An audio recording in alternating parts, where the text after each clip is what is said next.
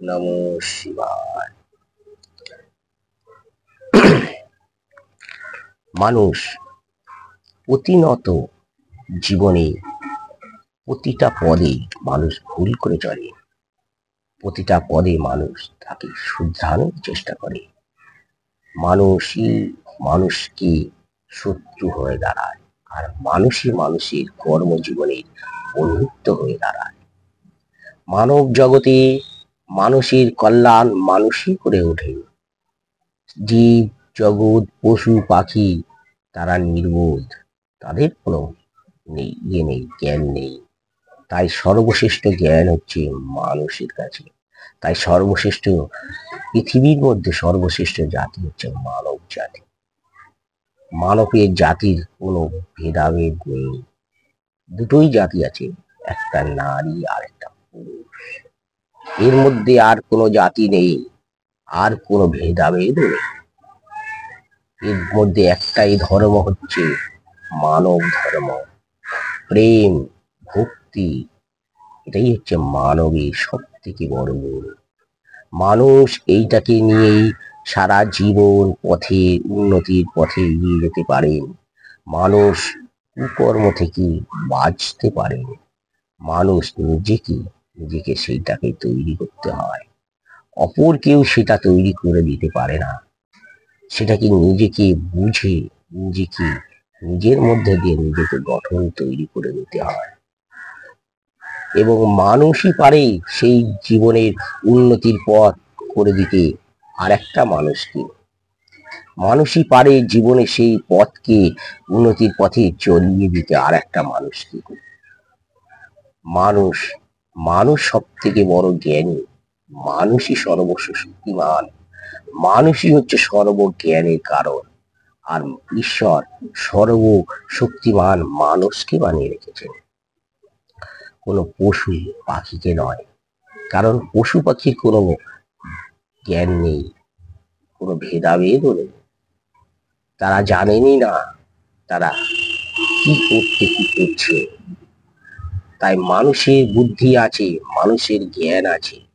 মানুষ চোখে দেখতেও পায়, মানুষ কানে শুনতেও পায়, মানুষ তা বলতেও পারে, মানুষ তা লিখতেও পারে, তা মানুষকে আবার বোঝাতেও পারে। এই পশু পাখিকে কিন্তু ঈশ্বর এই শক্তি দেয়নি, তাই তিনি মানুষকে সর্বশক্তি দিয়েছেন। পশু পাখি যদি এক পশুকে মেরে আর এক পশুকে মারে, তার কোনো পাপ হয় না। মানুষ পাপ আর পুণ্যের বিচার করতে জানে। তাই মানুষের মধ্যেই সর্বগুণের আকার আছে। সর্বগুণের সর্বপ্রকার মানুষের মধ্যেই আছে। মানুষের মধ্যেই আছেন বায়ু, মানুষের মধ্যেই আছে অগ্নি, মানুষের মধ্যেই আছে তেজ, মানুষের মধ্যেই আছে প্রকৃতি, মানুষের মধ্যেই আছে সৃষ্টি। এই সৃষ্টি তিনিই করতে পারেন, আবার তিনিই ধ্বংস করতে পারেন। এটাই মানুষের মধ্যে বড় মহত্ব এবং গুণ দিয়ে রেখেছেন ঈশ্বর। কারণ মানুষই মানুষকে ধ্বংস করার পথে এগিয়ে নিয়ে যেতে পারে, আবার মানুষই মানুষকে বাঁচবার পথে এগিয়ে নিয়ে যেতে পারে। মানুষই মানুষকে জ্ঞানের পথে এগিয়ে নিয়ে যেতে পারে। মানুষই মানুষকে চলার আরেকটা মানুষকে চলার সুযোগ করে দিতে পারে। মানুষ জীবনে বহুবার মানুষ নানা কুকথা বলতে পারে, আবার সেটাকে শুধরাতেও পারে মানুষ। কিন্তু পশু পাখিরা তা শুধরাতেও পারে না, তা জানতেও পারে না কোনটা খারাপ কোনটা মন্দ কোনটা। তারা শুধু জানে খাবো, বংশবৃদ্ধি করবো, এইটাই তাদের কাজ, এটাই তাদের কর্ম, এটাই তাদের নিয়তি করে রেখেছে। তাই ঈশ্বর তাদের পাপও নেই, তাদের পাপও দেখেন না, পুণ্যও দেখেন না। মানুষের কাছে পাপ পুণ্যের বিচার মানুষই খুব করে চলেন। কারণ মানুষ হচ্ছে সর্ববুদ্ধিমান, সর্বজ্ঞানীমান। তাই মানুষকে আগে কাম শক্তিকে দমন করতে হবে, মানুষকে আগে পঞ্চ ইন্দ্রিয়কে দমন করতে হবে। পঞ্চ ইন্দ্রিয়কে দমন করা অতই সহজ নয়। কারণ পঞ্চ ইন্দ্রিয়কে দমন করতে গেলে মানুষকে প্রচুর পরিমাণে ধ্যানে বসতে হবে। ধ্যান থেকেই আসে মানুষের চেতনা, ধ্যান থেকেই আসে মানুষের কর্মজ্ঞান, ধ্যান থেকেই আসে মানুষের সেই ধ্যানে থেকেই মানুষ বহু বহু জিনিস তৈরি করেছেন। চিন্তার মাধ্যম, ধ্যান হচ্ছে তো চিন্তা, ধ্যান হচ্ছে ভালো সৎ কর্মের চিন্তা, ধ্যান হচ্ছে মানসিক উন্নতির পথের চিন্তা।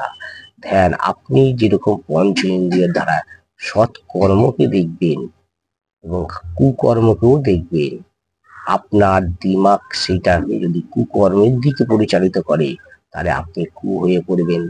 আর আপনি যদি দুটোই দেখেছেন, খারাপ এবং মন্দটা দুটোই দেখেছেন, আপনি যদি আপনার মনে বা দিমাগের মধ্যে ভালোটা নিয়ে থাকেন তাহলে আপনি ভালোর পথে এগিয়ে যেতে পারবেন, ভালোর পথে মানুষকে পরিচালিত করতে পারবেন, ভালোর পথে মানুষকে সব সময় এগিয়ে নিয়ে যাওয়ার পথটাও আপনি দেখিয়ে দিতে পারবে। দেখবেন সাধারণ মানুষ যারা জ্ঞানী ব্যক্তি তাদের পথ অনুসরণ করে চলে সাধারণ মানুষ, তাদের পথ অনুসরণ করে সাধারণ মানুষ। আমাদের এইখানে বুঝিয়েছেন জ্ঞানী ব্যক্তি, গীতাতে গীতাতে বলা হয়েছে জ্ঞানী ব্যক্তি যা করে সাধারণ মানুষও সেই কর্ম করে চলেন। তাই জ্ঞানী ব্যক্তি একজন জ্ঞানী ব্যক্তি মানুষকে প্রচুর পরিমাণে তাকে নিজেকে ধৈর্য, ব্যালেন্স এবং নিজেকে শান্ত প্রকৃতি করে তুলতে হয়। আর এটাই করতে পারে তার চিন্তা, আর এটাই হতে পারে তার মাধ্যম। চিন্তা থেকে যদি সৎ চিন্তা করেন, তিনি সতের আকার ধারণ করেন, তবেই তিনি পারবেন মানবের কল্যাণ করতে, মানবের সৃষ্টি করতে, মানবের পরিণত সুন্দর তৈরি করতে, মানবের এক চিন্তিত ভাবকে আবার নতুন করে সৃষ্টির পথে তিনি নিয়ে যেতে পারবেন, মানুষকে বাঁচানোর পথ তিনি দেখাতে পারবেন। তিনি তখন পরম গুরু হয়ে দাঁড়ান, তিনি পরম ব্রহ্ম হয়ে দাঁড়ান, তিনি পরম শক্তির আধিকারী হয়ে দাঁড়ান। তার মধ্যে সেই পঞ্চ বশীভূত হয়ে যায়, তার মধ্যে পঞ্চ ইন্দ্রিয় বশীভূত হয়ে যায়। এই সৎ ভাব মানুষের মধ্যে প্রতিনতটা ভাবে আসা দরকার, না হলে মানুষ কুপথে পরিচালনা করে। তা কুটাও মানুষের অনেক, হয়তো মানুষ মনে করছে অর্থ ইনকাম, অর্থ ইনকামের জন্য মানুষ বহুবার কুপথে পরিচালিত করছে নিজেকে নিজে, কিন্তু অর্থই মানুষের সবকিছু নয়। অর্থ পেলেই কি মানুষের শান্তি আসে? না, অর্থ পেলে কাম আসে, অর্থ পেলে ইচ্ছা আসে, জাগৃতি হয় কাম শক্তি, তেজ প্রভাব জাগৃতি হয়। আর ওই কাম বাধা পেলে ক্রোধে পরিণত হয়, আর ক্রোধে বাধা পেলে তাকে বিঘ্নতা ঘটলে তখন তাকে আরো বিষাক্ত অগ্নি তাকে জ্বালিয়ে পুড়িয়ে ছারখার করে দেয়। এটাই কি মানুষের হওয়ার জীবনের সৃষ্টি কথা?